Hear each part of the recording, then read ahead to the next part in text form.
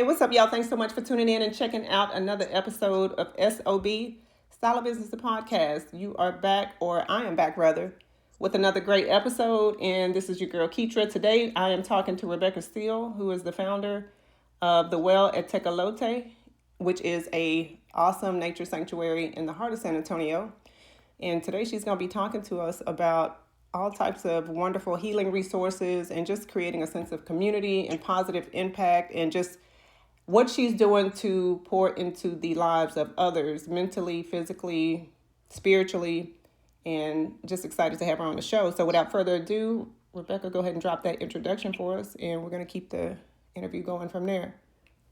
Hi, I'm Rebecca Steele, founder of The Well at Tecolote. I'm so excited to be on the show. I love to talk about what is going on at The Well, mainly because it involves so many other people in the community. And so I'm really excited to talk more about and let them shine a little bit. Yeah, no, and we're definitely excited that you had the time to just come and have a conversation. So it's going to be good. Y'all make sure y'all tuning in because I know this is going to be a good one. And let's start by, okay, so the nature sanctuary, I'm pretty sure that there is a huge story or at least some good inspiration behind your decision to like kind of pour your gifts and talents into that. But do you want to start by giving us just an overview of what led you down this path of like, I don't want to say healing, but like what led you down this path to be a resource to others? Yeah, the Well at Tecolote, originally it's an Airbnb and it's called the Gardens and Hacienda Tecolote. Okay. And so I don't own the land. The owners, Joe and Chantal, they own it. They live right next door to it. I met them a while back. It's been about 4 years almost now. And they're retired professors. They're really active in just, the overall conservation movement here in San Antonio. And when I met them, they were looking to start a community garden on their property of the Airbnb. And at the time I was working really heavily with gardening. I had my own company and we needed a headquarters though. And so they asked if we could steward the land basically and help run the community garden along with Green Space Alliance here in San Antonio. So I did, and I told them, I was like, I am happy to do whatever you want me to do here, as long as I can use this place to teach, because I'm a teacher by nature. And while I was running the garden company, I was also kind of venturing into doing a lot more classes, especially on herbalism and just connection with the land in general. So that was a really, it was just a kind of like a, magical moment of like, this is what I want. And this is, what I can do for you. And, hey, let's go forward with it. And they were all about it. They really have given me a lot of freedom to do the different types of events that I want without a whole lot of, scrutiny or anything like that. And if I have grants and things like that, they go pretty much to help the garden and to help the community. Yeah, and I can imagine that has. Oh, go ahead and finish your. Oh no, that was it. Yeah, that's kind of how that came to be. And so, and that's really what I've tried to run with, is just advocating for doing a lot of conservation work, but also teaching about it and helping people to understand that they also can have a really good impact on the environment here and even preserving our waters. Exactly. Yeah, and I know sometimes just conservation space and just really being able to let people know about it. I know that's like one of the biggest things. I'm in the Houston area, and we have like several spaces, of course, but sometimes people just don't know that those resources are available. So let's talk a little bit about how just having that as an option for people to go and to explore and to experience, like what type of impact has that had? The community garden has served a lot of purposes. People can come and rent their own plots. But for the most part, we have had a lot of schools and organizations in and around San Antonio that these organizations are looking to give their employees kind of like that mental health care, that respite, to counteract some of the stressors that we're experiencing, especially, around the time of COVID. It was really important for people to have space, but also to, come and connect with nature too, because it was a pretty lonely time. So for the most part, we've had different gardens and different demonstrations of what connecting with the earth can look like for different organizations. The Dwell at Tecolote has a really extensive wildlife for being in the medical center. We have 3 families of crested caracaras, which is the Mexican eagle, on our site. We have seen wild turkeys, gray foxes. There's so many deer. And so we're right here, right outside of 410 and I-10. And there's so many other parts of this community garden that don't even belong, we just try to leave a lot of the wild space so that they can still have that respite. And so we do have like a little enclosed space where people can come and do vegetable gardening. But for the most part, we've had a lot of organizations come out, and we've had an organization come out and do a meal bowl for us. So a corn, bean, and squash at Three Sisters Garden. We've had herb spirals built. We've had food forests built by some of the high schools. One of the high schools here. The herb spiral was built by the Circle School, which I'm currently working with as well still. AIT came and did the milpa, so that was their youth group for the spring. And then we've had UT Health Science come out for the teen health department, and they've also done a coordinated bat garden for us. So they planted a lot of pollinators for bats, because we have 7 different types of bats on the property. Oh, wow. Yeah. So there's a lot of really cool, it's not just traditional gardening. There is our plots, of course, people can plant what they want. But for the most part, I really have wanted to make it a demonstration site of the ways in which you can garden. So since so much of what I do just as an herbalist, so much of what I do is related to plants. And different plants, they require, of course, like different, sometimes it requires a different type of climate or a different type of planting style. So really wanting to hone in on how to grow these things for myself or for others, that they can do it on their own, but just giving people an idea of how you can set things up to be successful. Yeah. And have you always been like a nature infused person? Because, a lot of times typically what I've seen is when people get older, they decide that, they'll start gardening. And, you know what I'm talking about, because I'm currently in that state of where, I love being outdoors. I like, the gardening, the plants and all that other stuff. But like sometimes it hits you before, like when you're a kid and you just enjoy that aspect of it. But like, tell us a little bit about like what inspired you to really get into like just this particular environment of space, because there's a lot of things you could have done, but you chose to, you know what I mean? Like you chose to really dig into like the herbal aspect of it and just being outside in nature, I'll go ahead and own the fact that I was a nerdy child, and I just really loved playing in the mud, Yeah, don't worry, you're not alone. Yeah. So yes, I definitely was a nature enthusiast, from an early age. I think professionally, when we're talking about the things that I could have done, like I said, I'm a teacher first and foremost. I was a special ed teacher for 15 years before I decided that I wanted to move my career to more nature orientation. Yeah. So, but as I was a special ed teacher, and I got to work with the most, high needs children with a lot of like really severe disabilities sometimes. And one of the things that there was just across the board was very beneficial, and what I consider contributing to my class success every year was the fact that we could go outside and actually garden and do other things besides just sit in class and learn, right? Yeah. And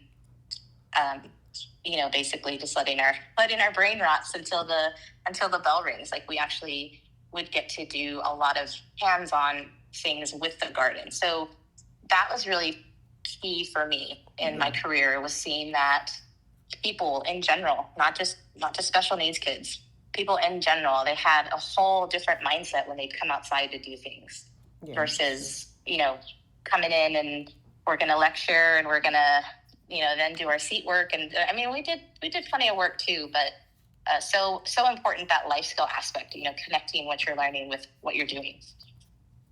Exactly. And one of the things that I love about nature is the creativity. Like it's you. There's no way you can get bored, right? You just mentioned all the different animals and species of. I think you said, was it bats or? Yeah, we got bats, 7 types of bats. Yeah, I'm scared of bats. I don't.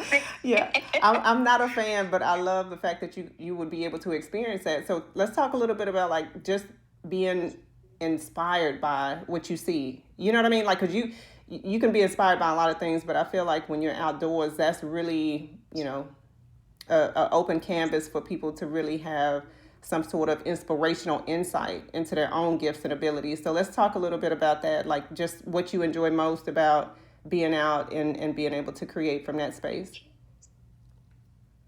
Well, it gives you a lot of self-reflection time. One, if you're a person that is into healing or even something, like shadow work, just healing the inner child, I think that those times outside in nature there's just such a different, you're working with a different energy than you are if you like go to the mall or something.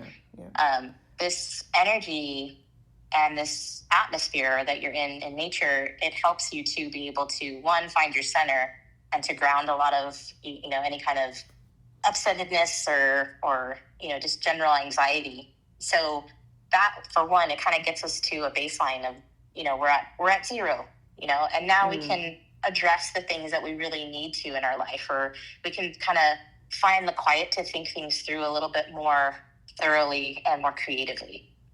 And that's kind of how I look at it. It's just coming back to that baseline of zero. Like we're coming back, even if it's, even just sitting by the water or sitting in nature where you can hear the birds. Exactly. That plays a really big part in how we're able to address our own needs and our own traumas, I feel.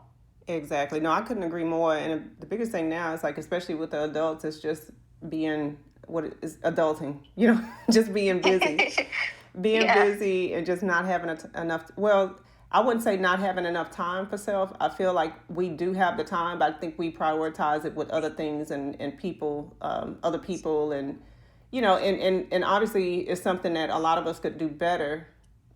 So just having a space like this, but just think about like the people who don't have a space like that to go. You just mentioned like the water and just being outside in nature and things like that. What do you think we're missing when it comes to just saying something, like say for instance, if you don't have a nearby park or, you can't go to the water, just like I was just talking about, what do you think a lot of us are missing when it comes to just finding that space in nature to really rebalance and to ground a little bit more? Like what, or you know what?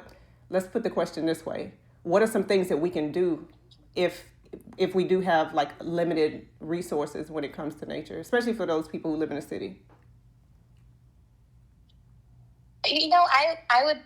I would say sensory. I think a lot of what we are missing, like when I was talking about being able to kind of hear yourself a little bit better and do that self-reflection, I think a lot of it comes down to sensory. Like if you can just find even a place and even just put on some, like, you can do it on YouTube or whatever, find these binaural beats or find even just like a babbling brook sound, right?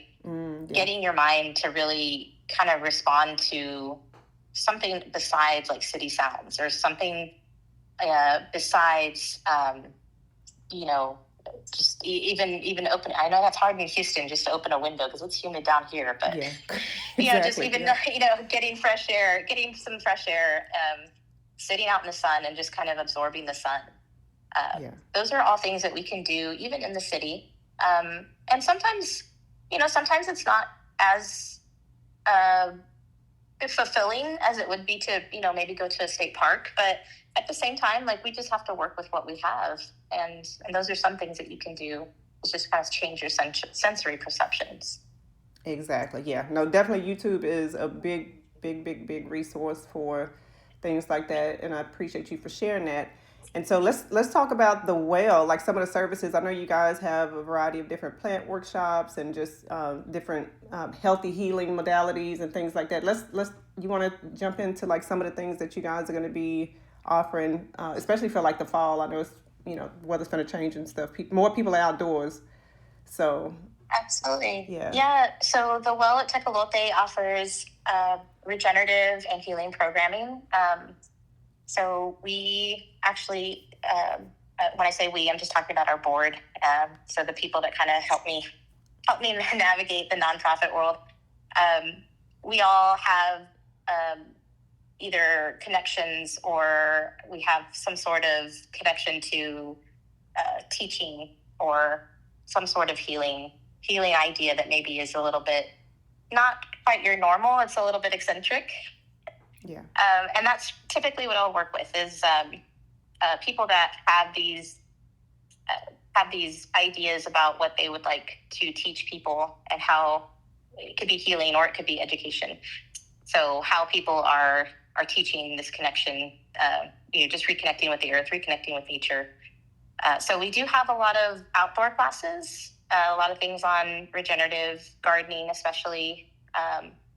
And really, of late, I've really been focusing on Indigenous practices. And that's a part of me, just like my herbal work. But when I'm bringing it to the well, it has, it opens up so many other things because so many people, like I primarily identify as Otomi and Coahuiltecan. So those are two tribes in Texas and Mexico, right? That, many people identify as other things. And so I like to open it up to Indigenous practices like from all over.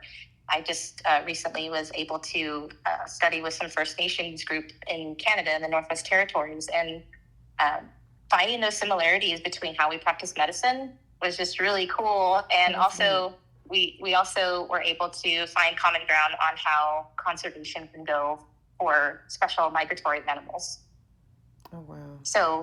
So we try to do things like that. I just finished up an oil and sound bath. So people were able to, like, I made infused oils for people, and they can come and they practice abhyanga, which is like just the practice of like nourishing your body through oil. And then I had a friend of mine come in and do sound bath, and she's a wonderful sound lady. So it was a super relaxing and just like reset time for everyone. So things like that, that maybe are not always common. We do yoga every now and again, especially regarding full moon times. We're about to have an Indigenous flute concert. So a person from Mexico City is coming in, and we're really excited that she is going to play for the land. So, that's amazing. Yeah, there's a lot of different things. Yeah, sounds like y'all are definitely going to be busy. A busy season, which is good. And I know you mentioned, just being able to offer these different workshops. Like, is there a particular type of person, I should say? I guess that's the right question I'm asking. Like, who when you say healing, because that's like a general word, but like, is there a specific type of person that these variety of workshops would be great for? I think it depends on what everybody is bringing. The educators that I work with, again, like some of us, are indigenous to the Americas. Some of us are, from Europe. But we all claim indigeneity from somewhere. And so it depends on what the person wants to bring. I've had one of our board members is really into broom making. And she's, her family is from Poland. But also, if I have people that, are not on our board and they want to come in and I have a friend that is, she does a lot of like regenerative gardening, and she does her own stuff, and teaches class on her own land and everything. And she's had really great success with like herbalism for African American practices of voodoo I don't want to say voodoo because that's not really what she does, but just those kinds of practices through time. Yeah. So that is neat. Yeah. Okay. So now you have. Okay. So you have given us all this information, and even when I checked out the website, I was like, okay, yeah, they have a slew of events coming up. So yes. so it definitely looks like it's going to be something for everyone. If tell us where we can, like, if somebody wants to sign up or just to get more information about like some of the upcoming workshops, go ahead and drop the website or where they can register for those. Yeah, if you follow the Well at Tecolote on Instagram, that's probably the easiest way to get in touch with us, just direct message. But if you want to go to the website, there's a sign up for wanting more information. And then there's also a sign up for a volunteer. They go to the same place. So you can kind of just, if you have specific questions, just type them in the box and we'll try to get back with you on those. Okay, perfect. Yeah, and I'll also drop, all of the handles and the website address in the show notes as well. What are some words of encouragement or just some inspirational insight that you would have for the audience when it comes to just being able to step into your purpose and to, move forward with living a fulfilled life, doing the things that are inspirational to you? Advice to people? Yeah, gotta leave that advice. Man. You gotta make it good. Man, I would just say, if you're getting up every day and you're hating work, I mean, you need to really hone in on finding something, not necessarily for work, but just finding something that brings you joy. Yeah. And doing that as often as you can until you're just doing it all the time. And, just slowly but surely, you just got to make those changes. If that's something that, if there's something that brings you joy, whether it's, doing yoga or, just going outside for a hike, like those kinds of things can really make a difference in your, longevity, but just your overall mental health. And it's so important that we can find those things that bring us joy. Absolutely agreed. All right, Rebecca, before we close this out, go ahead and drop those social media handles one more time and the website address. And so if you visit thewellatecolote.org or RD, and then there's also the Well at Tecolote on Instagram and Facebook. And I think that's it for us. All right, guys. Y'all have heard this wonderful conversation with Rebecca Steele of the Well at Tecolote based in the heart of San Antonio. You guys make sure to go ahead and check out the website and also the socials and go ahead and sign up for some workshops if you are in the area. Rebecca, we appreciate you being a guest and look forward to having you back. Thank you. I was really happy to be on here today. Thank you so much.